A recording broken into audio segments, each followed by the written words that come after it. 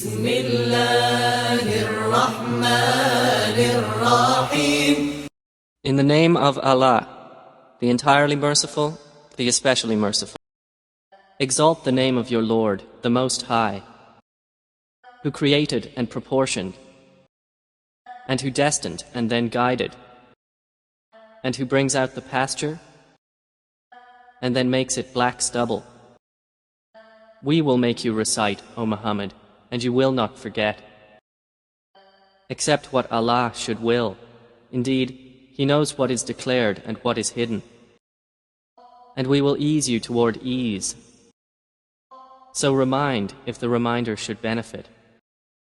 He who fears Allah will be reminded, but the wretched one will avoid it.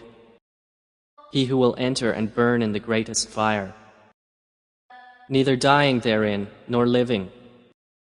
He has certainly succeeded who purifies himself and mentions the name of his Lord and prays. But you prefer the worldly life, while the hereafter is better and more enduring.